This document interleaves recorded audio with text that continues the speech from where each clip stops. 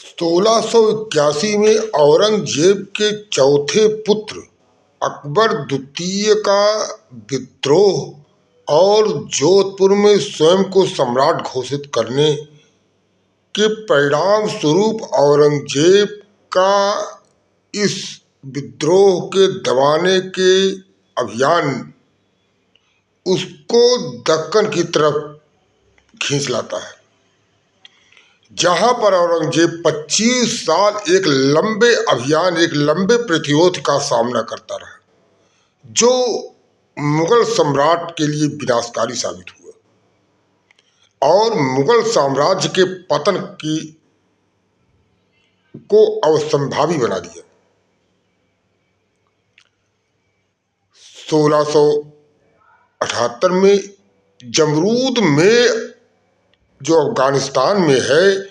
जोधपुर के महाराणा जसवंत सिंह की मृत्यु हो जाती है। औरंगजेब ने जसवंत सिंह महाराणा को अफगान का गवर्नर बनाया था। वहां जमरूद में 1678 में उसकी मृत्यु हो जाती है। जसवंत सिंह की मृत्यु का समाचार सुनकर औरंगजेब तत्काल जोधपुर पर चढ़ाई कर देता है और जोधपुर रियासत को अपने कब्जे में लेने के लिए वहां पर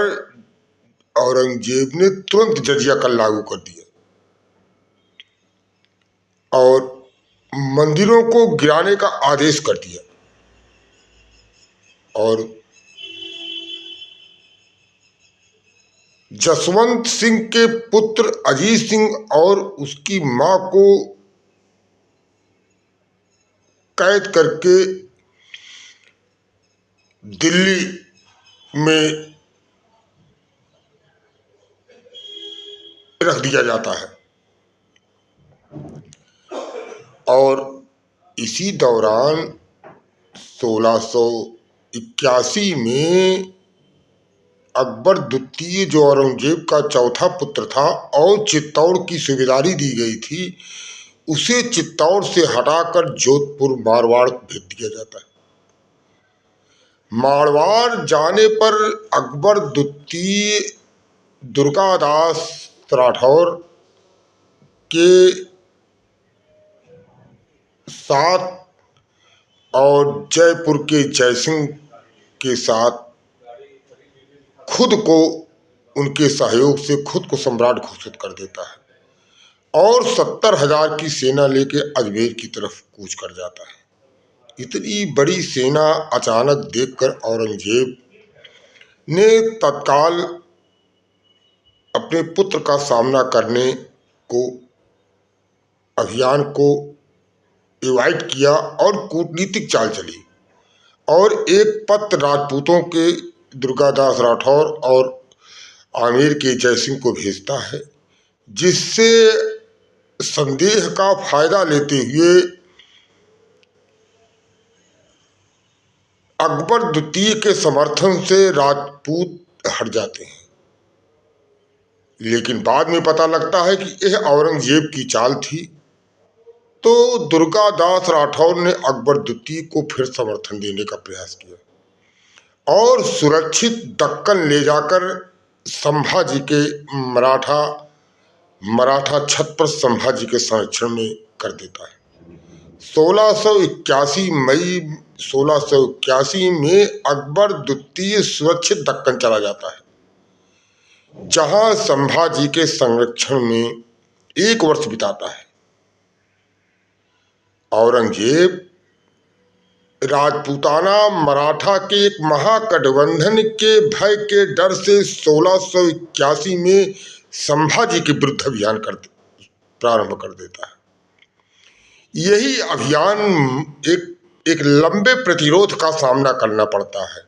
बीजापुर, गोलकुंडा और मराठों का एक लंबे प्रतिरोध का सामना करते हुए औरंगजेब को अगले 25 साल दक्कन में ही रहना पड़ा। इतने लंबे समय तक उत्तरी भारत को छोड़कर दक्कन में रहने के कारण मुगल साम्राज्य को अत्यधिक कमजोर कर दिया। यद्यपि बीजापुर गोलकुंडा को 1686 और 1689 में औरंगजेब ने अपने साम्राज्य में विलय कर लिया और 1686 में विलय करने के बाद 1689 में 89 में संभाजी को पकड़ लेते हैं और संभाजी की हत्या करने के बाद, हत्या के उद्देश्य पूरा हो जाने के बाद मुगल बादशाह औरंगजेब के सारे टारगेट पूरे होते दिखाई देते हैं, परंतु उसके बाद मराठों के जिस प्रतिरोध का सामना करना पड़ा वो अगले 18 साल औरंगजेब को सुकून से नहीं बैठने दिया और इसी प्रतिरोध का सामना करते हुए औरंगजेब की 1707 में दक्कन में मौत हो जाती है। इस तरह से देखते हैं कि जिस अकबर द्वितीय अपने पुत्र के प्रतिरोध को दबाने के अभियान में औरंगजेब को दक्कन तक खींच लाया, वही अभियान और दक्कन पहुंचकर औरंगजेब को इस बुरी तरह से फंसाया कि औरंगजेब फिर कभी 27 साल उत्तर भारत में लौट नहीं आ पाया और वहीं पर ही उसकी मृत्यु हो जाती है और 1707 के बाद मुगल साम्राज्य का बहुत त्वरित गति से पतन होता है। इस तरह से महत्वाकांक्षा की जो अकबर द्वितीय उसके पुत्र की जो कहानी शुरू होती है, वही कहानी आने वाले मुगल बादशाहों के इतिहास का अंत कर देती है।